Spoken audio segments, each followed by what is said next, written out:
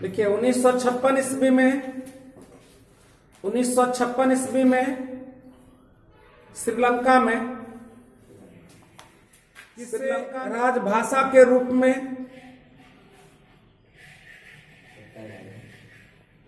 राजभाषा के रूप में घोषित किया गया। राजभाषा के रूप में घोषित किया गया। उत्तर लिखिए सिंहली भाषा को। भारत में मंडल कमीशन किस प्रधानमंत्री के शासनकाल में लागू किया गया? किस प्रधानमंत्री के शासनकाल में लागू किया गया? उत्तर है विश्वनाथ प्रताप सिंह। भारत में अमीरों की संख्या किस जाति समुदाय में अधिक है?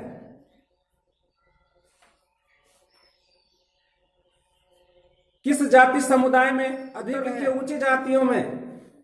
देखिए पुराने जमाने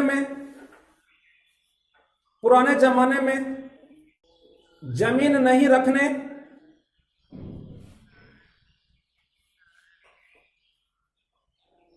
और शिक्षा नहीं पाने का अधिकार किसे था? और शिक्षा नहीं पाने का अधिकार किसे प्राप्त था? और शिक्षा नहीं पाने का अधिकार किसे था? किसे था? उत्तर लिखिए शूद्र और अछूत जातियों को। शूद्र और अछूत जातियों को। क्वेश्चन लिखिए पुराने जमाने में शिक्षा प्राप्ति का अधिकार किसे था? पुराने जमाने में शिक्षा प्राप्ति का अधिकार किसे था? किसे था? उत्तर लिखिए द्विज या ब्राह्मण को। जाति विभाजन के परिणाम स्वरूप धार्मिक और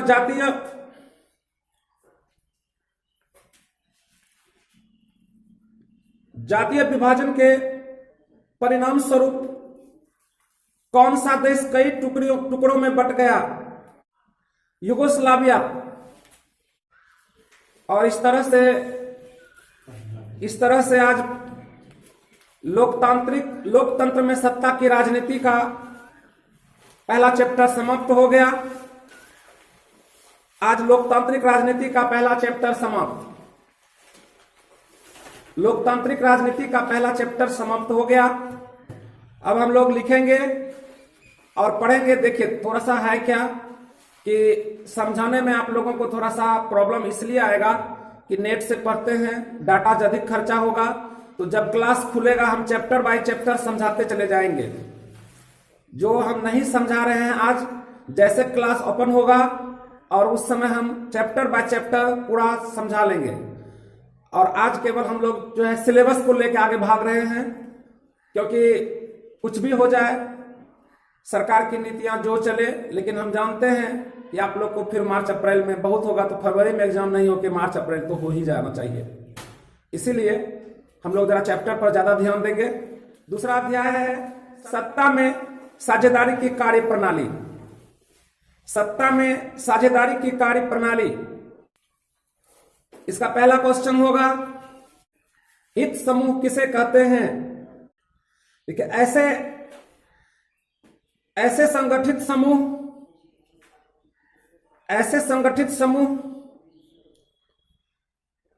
जो सरकार की विभिन्न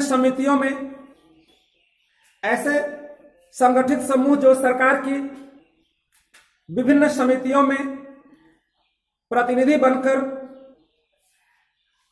बनकर सत्ता में भागीदारी करते हैं या अपने हितों के लिए सरकार पर अप्रत्यक्ष रूप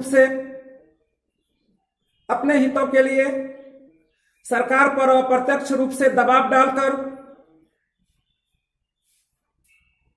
डालकर उनके फैसलों को प्रभावित कर उनके फैसलों को प्रभावित कर सत्ता में अप्रत्यक्ष रूप से हिस्सेदारी करते हैं, अप्रत्यक्ष रूप से दबाव डालकर उनके फैसलों को प्रभावित करते हैं।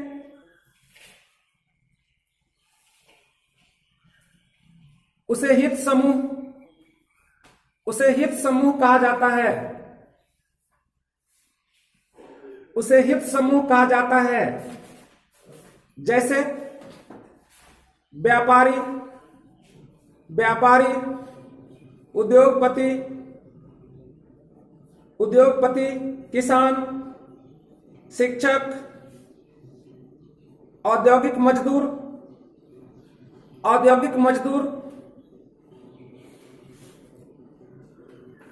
संगठित क्षेत्र में हित समूह बनाते हैं। संगठित क्षेत्र में हित समूह बनाते हैं। राजनीतिक दल किसे कहते हैं?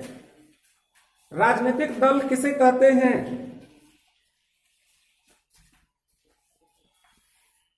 राजनीतिक दल लोगों के ऐसे संगठित समूह हैं। राजनीतिक दल लोगों के ऐसे संगठित समूह हैं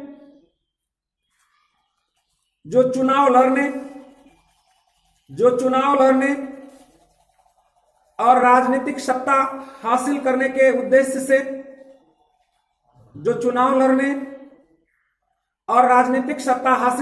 उद्देश्य से काम करता है। क्वेश्चन, सत्ता में साझेदारी का सबसे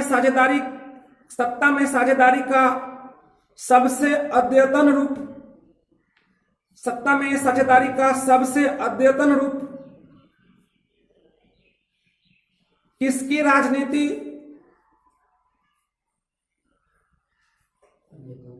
किसकी राजनीति में दिखता है?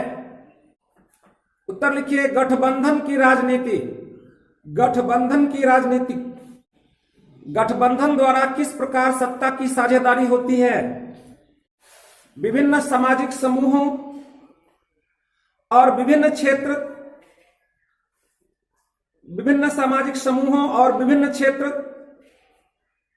और स्थानीय हितों वाले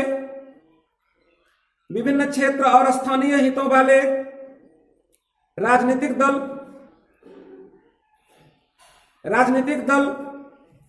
एक समय में सरकार के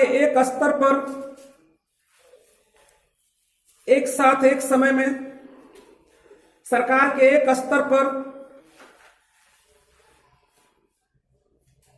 मिलजुलकर सत्ता में साझेदारी करते हैं। क्वेश्चन लिखिए। बोलीविया में किसके कारण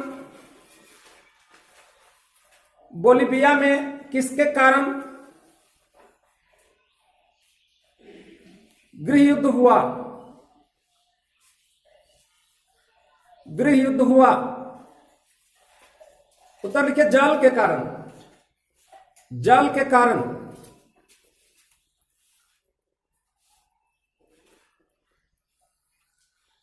नेपाल में किस लिए गृह युद्ध हुआ? नेपाल में किसके कारण गृह युद्ध हुआ? किसके कारण गृह युद्ध हुआ? उत्तर लिखिए। राजशाही के अंत और लोकतांत्रिक सरकार के गठन हेतु सरकार के कौन कौन से 3 अंग हैं? सरकार के कौन कौन से 3 अंग हैं? सरकार के कौन कौन से 3 अंग हैं?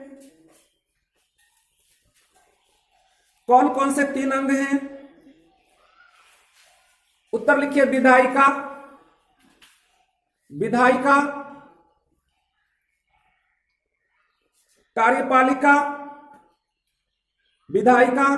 कार्यपालिका और न्यायपालिका। सत्ता का क्षैतिज वितरण किसे कहते हैं? उत्तर लिखिए। सरकार के एक स्तर पर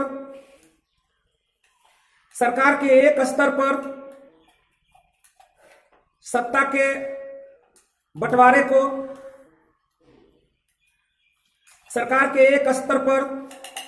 के बंटवारे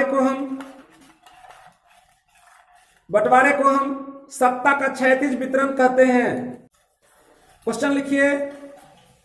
संघीय शासन व्यवस्था क्या है? संघीय शासन व्यवस्था क्या है? देखिए, संघीय शासन व्यवस्था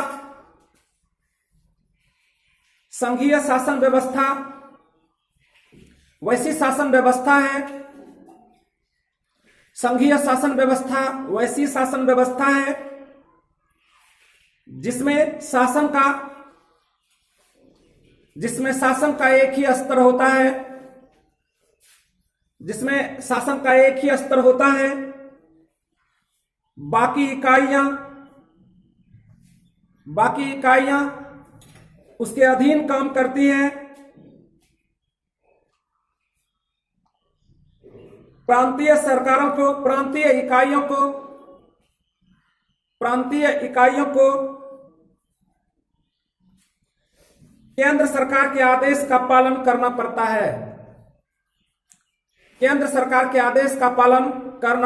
है। क्वेश्चन लिखिए। संघीय शासन व्यवस्था की कौन कौन सी विशेषताएं हैं? Last question. संघीय शासन व्यवस्था की कौन कौन सी विशेषताएं हैं? संघीय शासन व्यवस्था की प्रमुख विशेषताएं निम्नलिखित हैं। संघीय शासन व्यवस्था की प्रमुख विशेषताएं निम्नलिखित हैं। नंबर 1,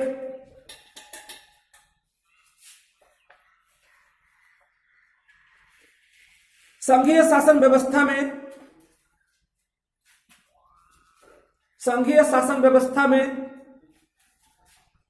सर्वोच्च सत्ता केंद्र सरकार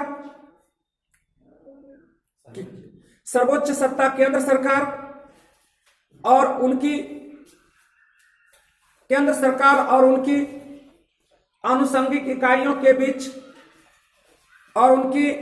आनुषंगिक इकाइयों के बीच बट जाती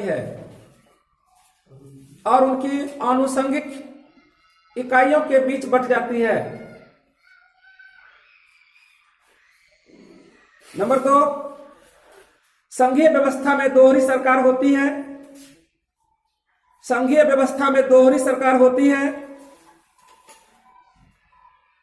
एक केंद्रीय स्तर की सरकारें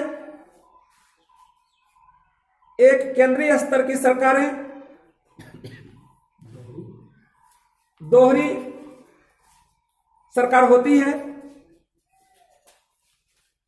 एक केंद्रीय स्तर की सरकारें और दूसरी प्रांतीय स्तर की सरकारें।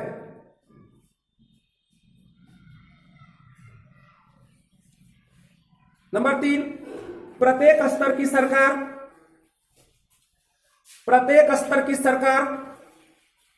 अपने क्षेत्र में स्वायत्त होती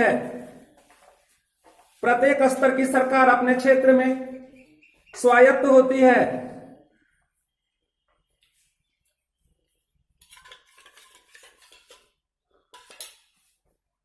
नंबर 4, दोहरे स्तर पर शासन की विस्तृत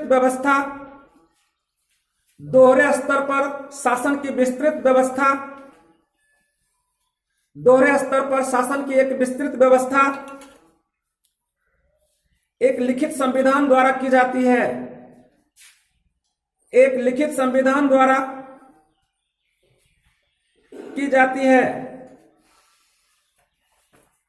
और नंबर 5, एक स्वतंत्र न्यायपालिका की व्यवस्था की जाती है।